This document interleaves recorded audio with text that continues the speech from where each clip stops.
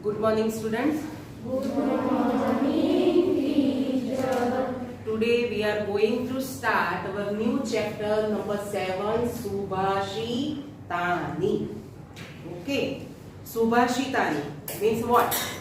तो good thoughts, advice, बराबर?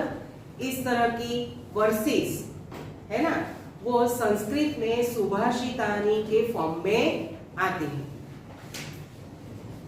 संस्कृत में तो हम सुभाषितानी सीख रहे हैं, गुजराती में भी सुभाषित आते हैं, हिंदी में भी आते हैं। ओके, तो सुभाषित के द्वारा जो अच्छे अच्छे विचार हैं वो दर्शाए जाते हैं। यदि हम इस शब्द को समझे, सु यानी कि गुड, अच्छे, बेहतर, है ना, भाष यदि भाष का अर्थ समझे तो कहना,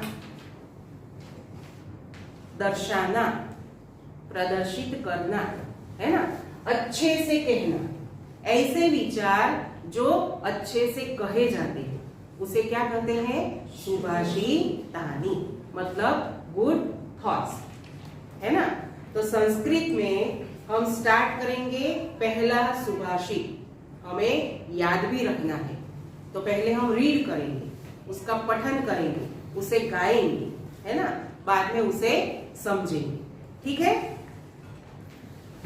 हस्तस्य भूषणं दानं, हस्तस्य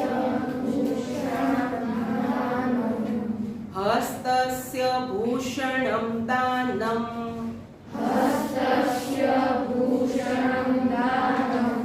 सत्यं कंठस्य भूषणं,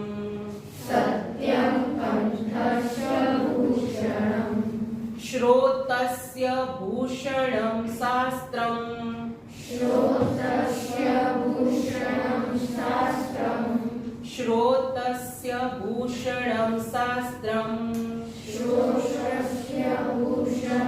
शास्त्रं, भूषणैः किं प्रयोजनम्? राइट।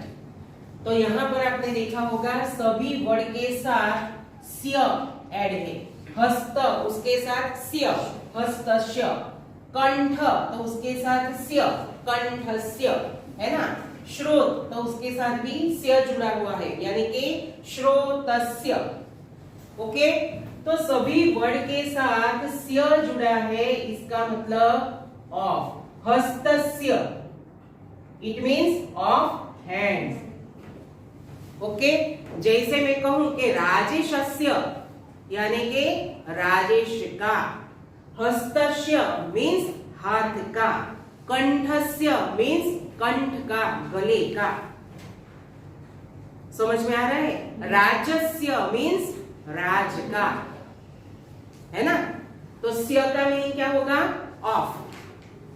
क्लियर है? आइए तो समझते हैं वर्ड मीनिंग। सबसे पहले है हस्तस्य। हस्तस्य मीन्स ऑफ द हैंड। भूषणम मीन्स हाथ का। भूषणम मीन्स ऑर्नामेंट्स, गहना। भूषणम मीन्स ऑर्नामेंट। ओके, फिर दानम। दानम मीन्स व्हाट? डोनेशन। दानम मीन्स डोनेशन। सत्यम मीन्स ट्रूथ। सत्यम मीन्स ट्रूथ। ओके, कंठस्य मीन्स ऑफ द नेक। कंठस्य मीन्स ऑफ द नेक। फिर भूषणम, अगेन भूषणम। भूषणम मीन्स व्हाट? ऑर्नामेंट्स। भूषणम मीन्स व्हाट? ऑर्नामेंट्स। एक बात आपने नोटिस की, यहाँ पर पहली लाइन में भूषणम बीच में है ना, ये word middle of the line है। तो यहाँ पर अनुस्वर के फॉर्म में आया है म। देखिए आप, है? समझ में आया? और सेकेंड लाइन में लास्ट में है, लास्ट में, तो अनुस्वर का क्या हो गया? हलन म। याद आया आपको ये चीज? ये बात याद आई सबको? कि जब म का प्रोनाउंसिएशन होता है और वह सेंटेंस के बीच में वो वर्ड आता है, तो म का जो प्रोनाउंसिएशन होता है लास्ट में वर्ड में, तो वो एज अ अनुस्वर के फॉर्म में आता है वर्ड के ऊपर। और यदि वर्ड में ऐसा कोई अनुस्वर मतलब म का प्रोनाउंसिएशन होता है और सेंटेंस में लास्ट में वो वर्ड आता है तो वहां पर अनुस्वर के फॉर्म में नहीं आता, लेकिन हलन म के फॉर्म में वो आता है। ये बात आप सबको ध्यान में रखनी है। क्लियर? आगे देखिए, श्रोतस्य। श्रोतस्य मीन्स ऑफ द ईयर। वैसे तो श्रुत यानी कि सुनना है ना, उससे शब्द बना है श्रोत। श्रोतस्य यानी कि ऑफ द ईयर, कान का। भूषणम मीन्स व्हाट? ऑर्नामेंट। शास्त्रम। शास्त्रम मीन्स नॉलेज। शास्त्रम मीन्स नॉलेज। भूषणैहि मीन्स ऑफ ऑर्नामेंट या फिर पर्पस। किम मीन्स व्हाट। प्रयोजनम मीन्स पर्पस, हमने देखा हेतु। समझ में आया? तो अब इसका ट्रांसलेशन हम समझते हैं कि the ornaments of hand is donation. हस्तस्य भूषणम दानम। The ornaments of the hand is donation. हाथों का गहना क्या है? दान करना, डोनेट करना। ये किसका आभूषण है? हमारे हाथों का। ओके, देन सेकेंड लाइन, सत्यम कंठस्य भूषणम means the ornaments of the neck या फिर थ्रोट इज ट्रूथ। गले का गहना क्या है? सत्य बोलना, सत्य का उच्चारण करना। यह किसका गहना है? गले का, हमारे गले का। थर्ड वन, श्रोतस्य भूषणम शास्त्रम means the ornaments of ears is knowledge. कानों का गहना क्या है? अच्छी अच्छी बातों को सुनना। आई बात समझ में? और लास्ट में देखते हैं, भूषणैहि किम प्रयोजनम means then of what use are other ornaments. फिर दूसरे गहनों का प्रयोजन क्या है? आई बात समझ में? हाँ, फर्स्ट वन क्लियर है आप सबका? नाउ सेकेंड वन, मेरे साथ साथ उच्चारण करना। काकः कृष्णः, पीकः कृष्णः, को भेद काक पीकयोः, वसंत समये प्राप्ते काकः, वसंत समये प्राप्ते काकः काकः, पीकः। आइए देखते हैं।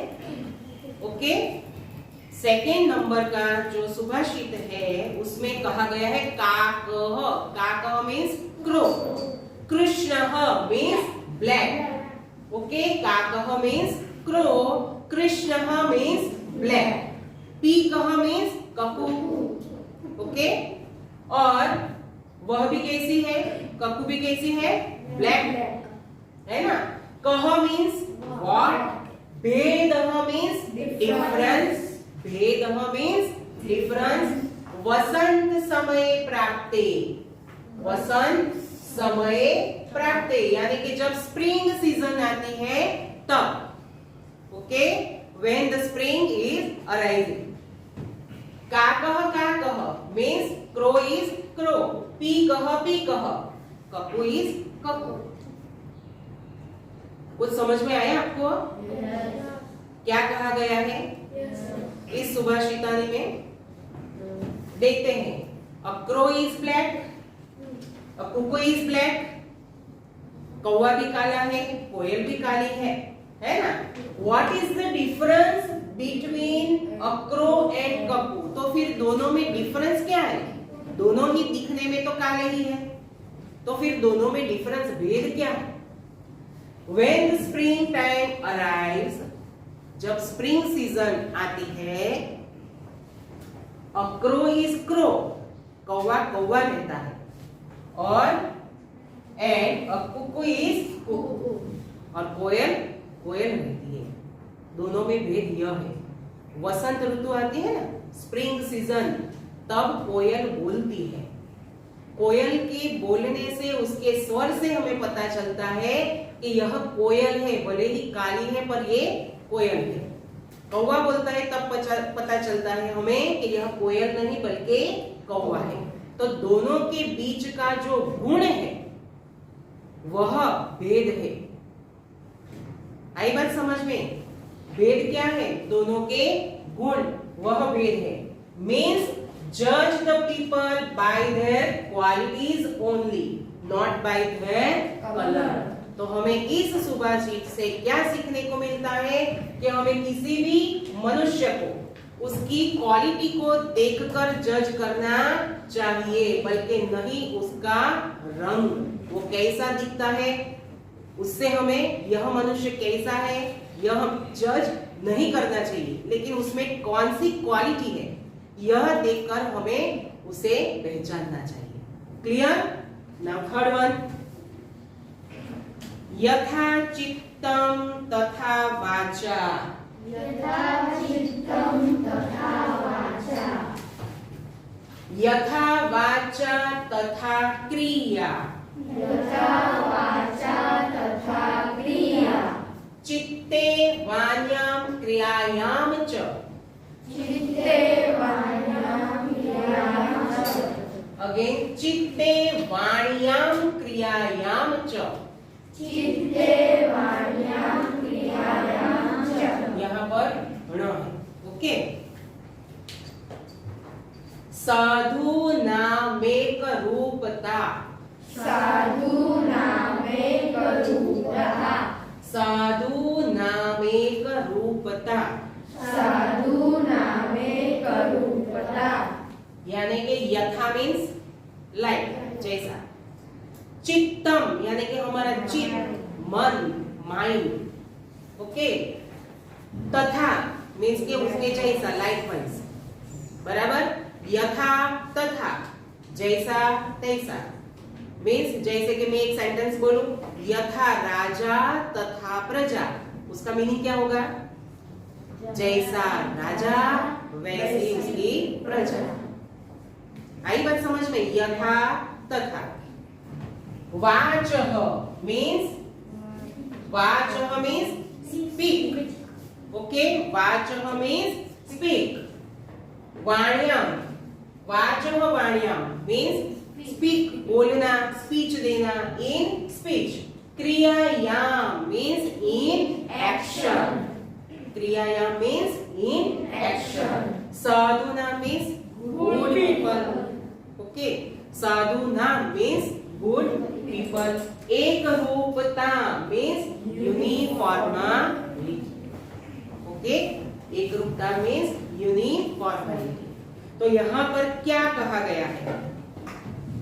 तो just as the mind the speech is, जो हमारे मन में होता है वही वाणी के द्वारा, शब्दों के द्वारा प्रकट होता है। जो विचार हमारे मन में होता है ना, वही शब्दों के द्वारा, हमारी वाणी के द्वारा प्रकट होता है ना। Just as the speech is the action is, और जो बोलते हैं वही उनकी क्रिया होती है। जो मन में होता है वही शब्दों के द्वारा प्रकट होता है, जो शब्दों के द्वारा प्रकट होता है वही उनका एक्शन होता है। आ रहा है समझ में सबको? हाँ? There is uniformity in the thoughts, speech and action of good people. यही तो पहचान है अच्छे मनुष्य की, क्योंकि उनका विचार, वाणी और वर्तन तीनों एक समान रहते हैं। आई बात समझ में? अच्छे लोगों की पहचान क्या होती है? जो उनके मन में होता है वही उनके शब्दों में होता है। जो उनके शब्दों में होता है वही उनका एक्शन होता है ना। कहीं पर भी मिसमैच नहीं दिखाई देता, तीनों एक जैसे ही होते हैं। यही अच्छे मनुष्य की पहचान है। ओके, देखिए मीन्स क्या, as the mind so is the speech, as is the speech so is the action. आई बात समझ में? क्लियर हो आप सब? आगे देखते हैं नंबर 4, सर्व तीर्थमयी माता, सर्वतीर्थमयी माता, सर्वदेवमयः पिता, सर्वदेवमयः पिता, मातरं पितरं तस्मात्, मातरं पितरं तस्मात्, सर्वयत्नेन पूजयेत्। सर्वयज्ञेन पूजयेत्। आपको इतना समझ में आया होगा कि यहाँ माता पिता की बात की है, तीर्थ की बात की है, इतना समझ में आया होगा, है ना। अब अच्छे से समझते हैं इस सुभाषित को। सर्व यानी कि ऑल, तीर्थ यानी कि पिलग्रिम, तीर्थमयी, सर्व तीर्थमयी means symbol of all pilgrimages, बराबर। तीर्थ स्थान उसे क्या कहते हैं? पिलग्रिम। ओके, सर्व देवमय means symbol of all gods, तस्मात् मीन्स देयरफॉर। ओके, मातरम पितरम means to mother and to father, सर्व यत्नेन मीन्स, सर्व मीन्स ऑल, यत्नेन means efforts, with all efforts, पूजयेत् should be worshipped। ओके, आइए समझते हैं इसका ट्रांसलेशन क्या है। वो mother is the symbol of a pilgrimages। कुछ समझ में आया? Mother is a symbol of all pilgrimages. Father is the symbol of all gods. Therefore, must make all efforts to worship mother and father। Okay, इसका meaning देखते हैं। We should serve both of them means whom? Mother and father with care and attention। क्या कहा गया है कि माता किसका प्रतीक है? सारे तीर्थों का प्रतीक है। पिता किसका प्रतीक है? सभी देवों के प्रतीक है ना। तो दोनों की हमें अर्चना पूजा करनी चाहिए। वो गणेश जी की स्टोरी आपको याद होगी, दोनों भाइयों के बीच जब कंपटीशन होती है कि कौन सबसे पहले पूरे ब्रह्मांड की यात्रा करके आएगा, है ना। तो कार्तिकेय का तो अपना वाहन क्या होता है? मयूर। तो उस पे बैठ के वह निकल जाते हैं ब्रह्मांड की यात्रा करने, सारे पृथ्वी की यात्रा करने। लेकिन गणेश जी तो बहुत ही हेल्दी थे और उनका वाहन क्या था? मूषक। उनका वाहन क्या है? गणेश जी का मूषक। तो मूषक पर बैठ के सारी सृष्टि की परिक्रमा करना मुश्किल है ना। लेकिन गणेश जी कैसे थे? बहुत ही बुद्धिशाली थे और उन्होंने समझा कि सारी पृथ्वी की प्रदक्षिणा करूं, उससे तो अच्छा है कि सारी पृथ्वी कहां पर है? मेरे माता पिता के चरणों में ही है। तो क्यों न मैं उनकी परिक्रमा कर लूं, है ना। तो यह अच्छी सोच के कारण गणेश जी अपने माता पिता की परिक्रमा करते हैं और यह प्रतियोगिता जीत जाते हैं, है ना। तो गणेश जी ने भी किसका महत्व दर्शाया? उस प्रतियोगिता के द्वारा माता और पिता का। किसका महत्व दर्शाया? माता पिता का। वो श्लोक हम बोलते हैं ना कि मातृ देवो भव, पितृ देवो भव, यानी कि माता भी देव समान है, पिता भी देव समान है। याद आया वो श्लोक आपको? समझ में आया ये सुभाषित? ओके, आगे बढ़ते हैं। लास्ट वन, सुखार्थी त्यजेत विद्याम,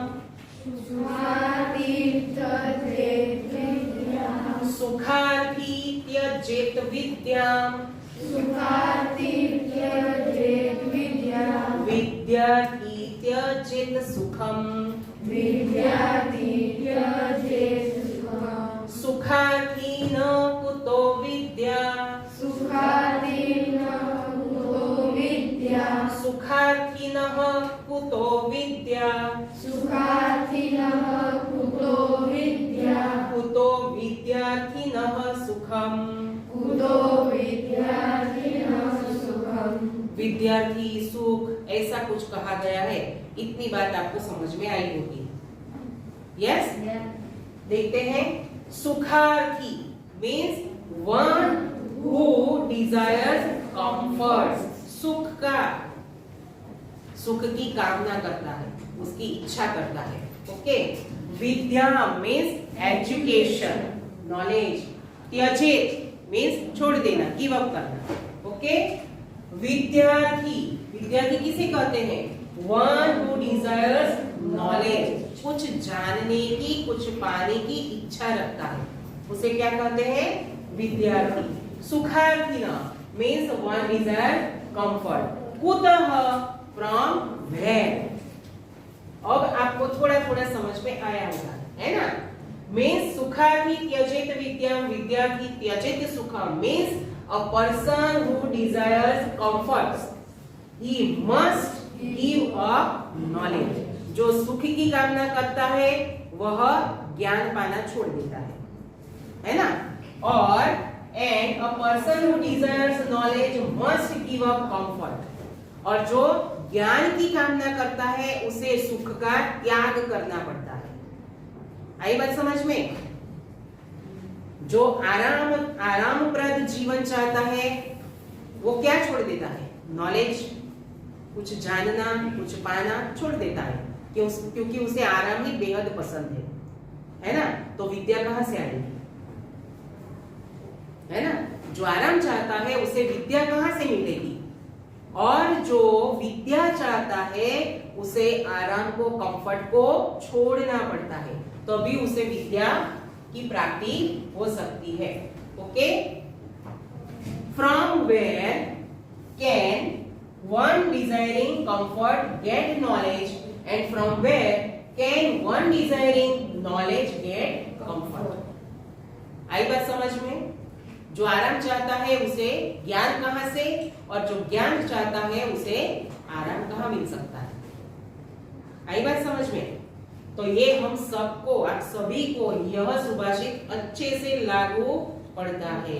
जैसे कि live comforts and get knowledge and live knowledge and get comforts, है ना? वन लाइन में इसकी समरी हमने देखी कि यदि हम आराम चाहते हैं तो हमें ज्ञान छोड़ना पड़ता है, यदि हम ज्ञान पाना चाहते हैं तो आराम को छोड़ना पड़ता है। क्लियर? तो ये सारे सुभाषित आपको अच्छे से समझ में आए? क्लियर हो ना आप सब?